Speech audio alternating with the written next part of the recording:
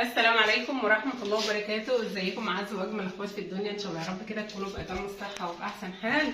النهارده بقى كده الحمد لله الحمد لله الحمد لله قمنا. انا بالنسبة لي قمت ليه؟ لان طول ما انا نايمة البيت كله نايم، يعني البيت كله يعني ما شاء الله الحمد لله على كل اللي ربنا بيجيبه، الحمد لله على كل حال. اول حاجة كده نصلي على النبي ونصلي على الرسول عليه افضل الصلاة والسلام. ونبدأ يومنا كده يوم كله طاقة إيجابية وكله حيوية كده. طبعا احنا قعدنا الأستاذ ياسين قاعدينه بالعصاية، يعني مش عايز يقعد خالص. النهارده كده يوم الأحد المفروض اللي فيه دراسة، بس الوقت بقى اللي احنا أنا نمنا فيه وتعبنا، فما غسلتش لبس المدارس، لأن طبعا لازم يروحوا بلبس زي نظيف ويبقى نضاف كده وحلوين. واحنا كلنا عندنا الدور، يعني ما رضيتش ان انا اوديه النهارده بقى. الم الغسيل وهمسك المكان كده نغسله علشان ونفتح الشبابيك. وكمان هنعمل شويه روتين كده وشويه شغل مع بعض. بس اول حاجه كده نخش عند ابو زياد، نحط له، لا احنا هنحط البخور هنا عشان هو اصلا صدره تعبان، احنا هنحطه هنا كده يغير ريحه المكان. ونيجي بقى كده عند ابو زياد وزياد بقى كده نخش كده على ابو زياد والجماعه بقى لسه لهم شويه حاجات كده ياخدوا العلاج بتاعهم، ونطلع احنا بره بقى. انا مش هاخد حاجه دلوقتي، انا شلت خلاص الكانونال بتاعي وشلت كل حاجه ولميت كل حاجه. عيان بيعالج عيان. انا هشتغل بقى مكان راني.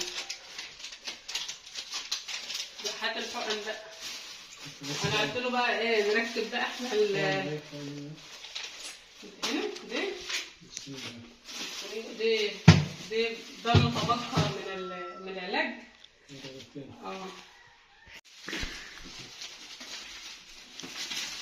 الوقت بقى هعطي لابو زياد هعطي له بقى الحقن دي في المحلول وهنعلقه، وهنخش بقى احنا نكمل الشغل بتاعنا. مش هنطول معاكم في موال المحاليل والكلام ده كله، احنا خلاص بقى يعني عاوزين نغطي بقى على الموضوع ده. احنا يعني تعبانين، واكيد الناس كلها ربنا يعني يشفيها ويعافيها يا رب ويشفي كل مريض.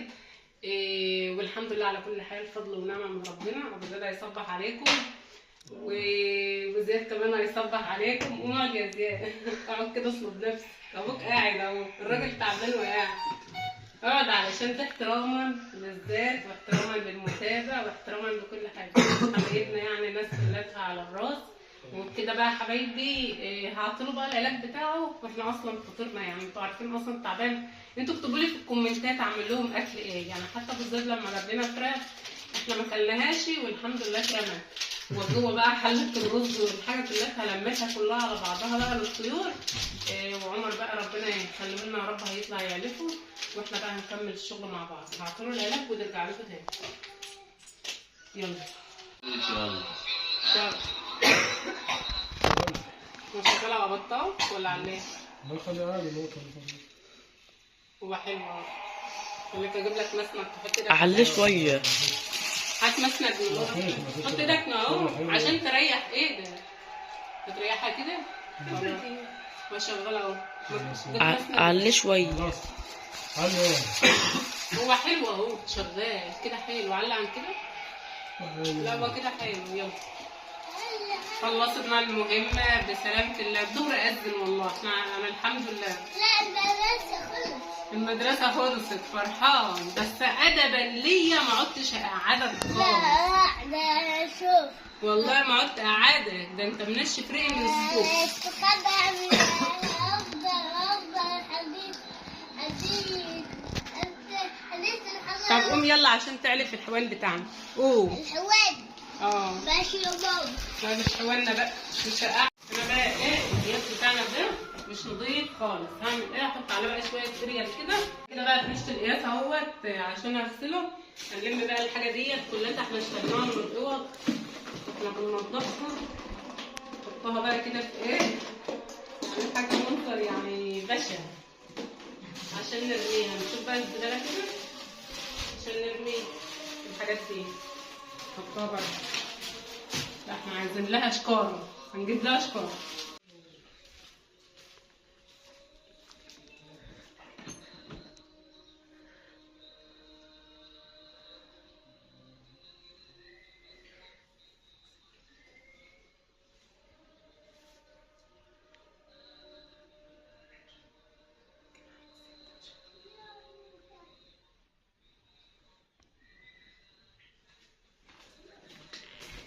يلا بقى انا جبت شكاره اهو، لان بقى فيها المحاليل. طبعا يعني المحاليل ديت يعني الحمد لله كلنا، يعني مش شخص واحد بس، يعني ده مش لشخص واحد بس، ده عندنا كلنا مدخلين محاليل. نلم بقى الحاجات دي كلها في الشكاره علشان ايه نطلعها بره ونعقم المكان. الحمد لله على كل حاجه.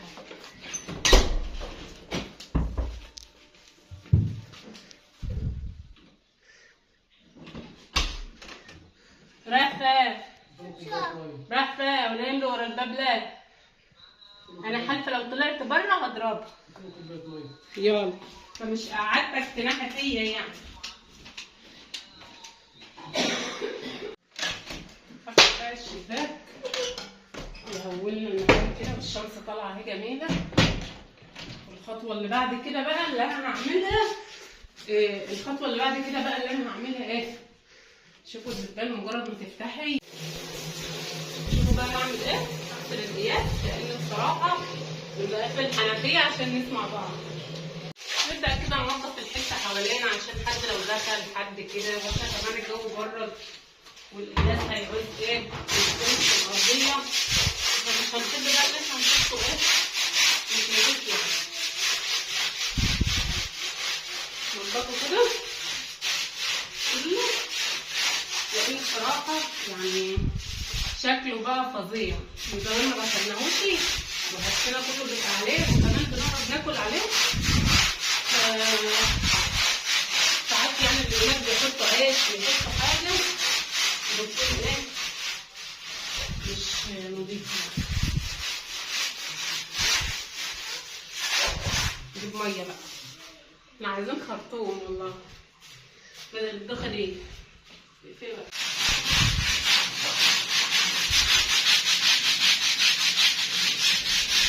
اكيد كلكم هتقولوا لي يا لبنى انت ايه؟ انت تعبانه وقايمه تغسلي القياس. عارفين ليه؟ لان شوفوا بيطلع منه ايه؟ كلاته طين. لان سنبني وانا ما اقولكوش عمل معانا الجلاش، فلازم ان انا اغسله. يعني مش هينفع ان انا هنا عايز ميه. مشكلتي ايه؟ ان انا احول ميه بس. كان عليا جوه، بس لو له مكان جوه كنت حطيته والله. وكمان ايه لسه هشغل الغسالة عشان اغسل لبس المدارس. احول ميه بقى. اجيبهم اهو.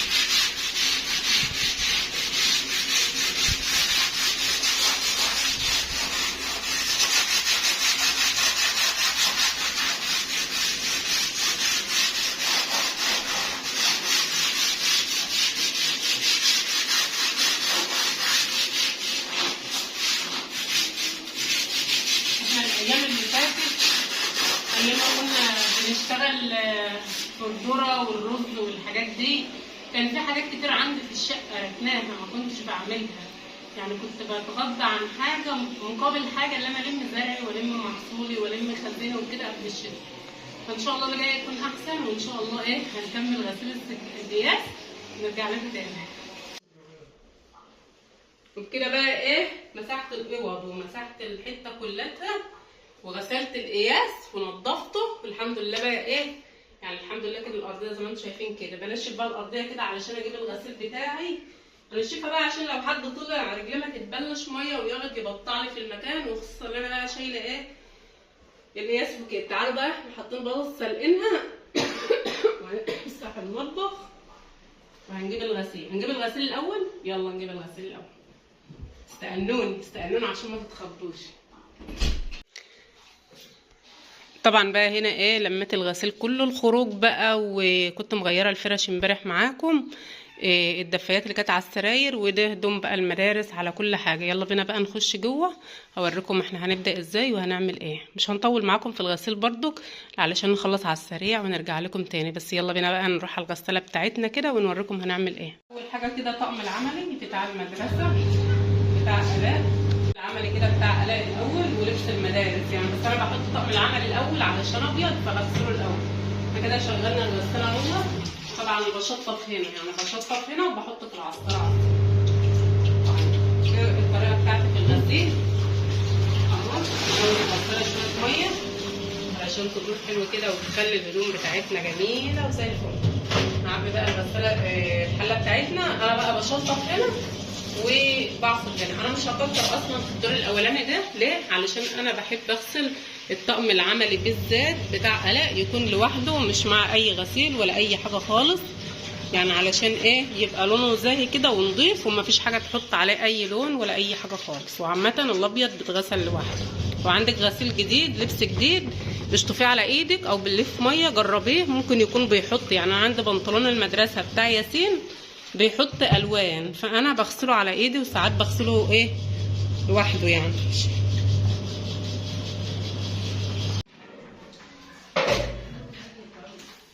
في الوقت ده خلصت غسيل خالص والحمد لله بقى زي ما انتم شايفين كده المطبخ شطبته ومسحته، واخر دور كهرباء قطعت، بس الحمد لله خلصت الغسيل بتاعي. بس انا همسح بقى الارضيه دي انشفها كويس لان الميه بتقف تحت البوتاجاز وارجع لكم تاني. هنا بقى ايه خلصت اهو الحمد لله. خلصها المغرب عارفين يعني ايه؟ يعني اشتغل حبه واقعد حبه. الحمد لله اللي انا خلصت قبل الكهرباء ما تقطع. الكهرباء قطعت من زمان ما قطعتش. لك بقى ما تعملش زي عندي ايه؟ لك ما تعملش بقى زي عندي احنا. كمان شطبت المطبخ وعملنا بقى سلقنا بطاطس وقضيناها كلها مسلوق وخلاص كده. المطبخ اهوت بقى زي الفل والحمد لله. يعني لو نمت هتلاقي الدنيا دي كلها قاعده مستنياك. طبعا لبس المدارس وانا مش معقوله قاعده العيال من المدارس، وبرده مش معقوله انا اوديهم هدومهم مش نظيفه. كنت مغيره فرش والحاجات كلها هناك اهيت اوريها لكم، عشان احنا المغرب مش هنشر بقى معاكم المره دي. يا حبايب قلب الكهرباء قطعت علينا، بس الحمد لله غسلت الغسيل بتاعه كله واحنا بقينا المغرب، لان انا بادئه بعد الظهر غسيل وكنا برضو يعني بروق بغسل في القياس مش عارفه ايه الكلام ده كله. الحمد لله نظفنا المكان وغسلت الغسيل بتاعي اهوت كليته والكهرباء قطعت عليا. بتمنى من حبايبي بقى بشكر كل حبايبي وكل متابعيني، وبشكر كل الناس اللي دخلوا لي كتبوا لي كومنتات ادعيه حلوه. ربنا يا رب يبارك لكم في اولادكم ويحفظكم ولكم بالمثل ان شاء الله. ده حبكم ليا ده فخر ليا وعلى راسي، حتى لو فئه بسيطه بتحبني فدوت يعني فخر اللي انا كسبت ناس كويسه وناس محترمه كلها تشتغل على الراس وتتقدر كده. ربنا يفرحكم يا رب ويفرح قلوبكم زي ما فرحتوا قلوبنا بدعائكم ودعمكم وكلامكم الحلو الراقي لنا. طبعا يعني هتقولي يا لبنى انت اجهضتي نفسك من الشغل في الغسيل، بس معلش يا حبايب قلبي لان طبعا ده ارهقتي نفسك، يعني ارهقتي نفسك، يعني بظبط المعلومه الارهاق. معلش يعني احنا مش معقوله برده كان نخلي حد يجي يغسل لنا غسلنا. وطبعا نايمه بقالي اسبوع لما الضغط كان عالي عليا، وجيت بعدها الدور اللي جالنا ده كله فدوت كوم عليا غسيل. وكمان غيرت فرش السراير علشان اخلي بقى الجو كده، يعني التغيير بقى طاقه وتغيير جو كده، فنظفت المكان وغيرت الفرش، فده كان مكوم عليا لبس وفي نفس الوقت كمان لبس المدارس. والولد والله ما راحوا النهارده المدارس علشان عمر وياسين بالاخص، يعني علشان انا ما كنتش غسلت لهم لبس المدارس. فالحمد لله ربنا عني والكهرباء قطعت على اخر دور، فكده الحمد لله فضل ونعمه من ربنا. بشكر كل حبايبي مره ثانيه وثالثه وعشره، وكفايه بس حبكم لنا ودعمكم لنا في القناه، وكلكم فخر لينا وحاجه يشرفني اللي انتم موجودين معايا في قناتي. يعني ده كل ده شيء يسعد. مش عايزه اطول عليكم كتير في الفيديو، اترككم بقى في رعايه الله وامنه، والسلام عليكم ورحمه الله وبركاته. اشوفكم ان شاء الله على فيديو جديد وروتين جديد ويوم جديد وسعيد علينا وعليكم جميعا.